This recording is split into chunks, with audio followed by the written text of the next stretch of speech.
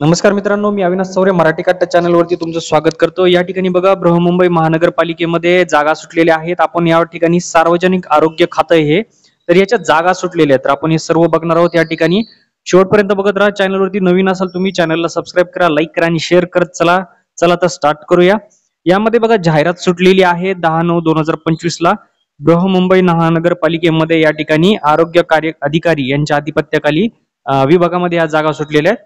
तर आपण सर्व बघणार आहोत किती जागा आहेत या ठिकाणी। तर 123 पदांची या ठिकाणी जाहिरात आहे।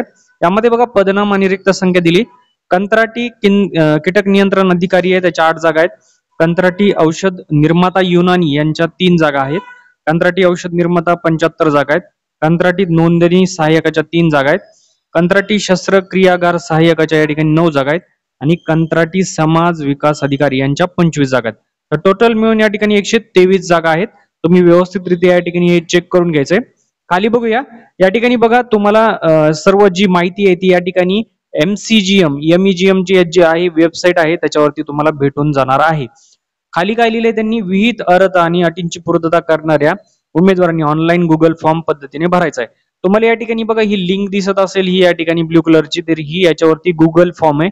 याच्यावरती जाऊन तुम्हाला ऑनलाईन मध्ये सर्व माहिती या ठिकाणी भरायची आहे। ठीक आहे, तर 11/9/2025 ते 22/9/2025 पर्यंत तुम्हाला या ठिकाणी भरायचे। तसंच या ठिकाणी बघा अर्ज प्रमाणपत्राच्या मूळ प्रती म्हणजे साक्षांकित ओरिजिनल प्लस झेरॉक्स या ठिकाणी प्रतीसह कागदपत्रांच्या पडताळणीवर येऊन या ठिकाणी द्यायचंय तुम्हाला। म्हणजे दूरध्वनी या ठिकाणी कोणती माहिती कळवली जाणार नाही, कोणता या ठिकाणी ऑदर पर्याय नाहीये। तुम्हाला अशा प्रकारे ते या ठिकाणी भरायचं आहे। आणि या ठिकाणी उमेदवारांनी अर्ज सादर करावे। महानगरपालिकेच्या संकेतस्थळावर सर्व या ठिकाणी सूचना तुम्हाला वाचायच्या आहेत, त्यांच्या अटी असतील, शर्ती असतील।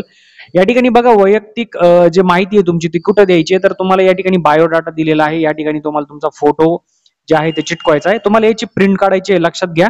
या ठिकाणी साईज दिलेली आहे, या साईज मध्येच तुम्ही काढा। या ठिकाणी बघा पदाचं नाव लिहायचंय तुम्हाला या ठिकाणी। त्यानंतर मुंबई महानगरपालिकेच्या सार्वजनिक आरोग्य डेरडॅश या पदाकरता म्हणजे दिनांक लिहायचा आहे। त्यानंतर तुमचं या ठिकाणी मराठीमध्ये आडनाव टाकायचंय, वडिलांचं पूर्ण नाव टाकायचंय, संपूर्ण नाव लिहायचं। या ठिकाणी आडनाव प्रथम लिहायचंय तुम्हाला। विवाहपूर्वीचे संपूर्ण नाव असेल तर ते लिहा, जर बदल केला असेल तर, नसेल तर जे असेल तर लिहा। पत्ता या ठिकाणी टाकायचा आहे, दूरध्वनी क्रमांक टाकायचा आहे, त्यानंतर ईमेल ID या ठिकाणी टाकायचा आहे। नंतर लिंग पुरुष आहेत का स्त्री आहात ते लिहा, जन्म दिनांक टाका।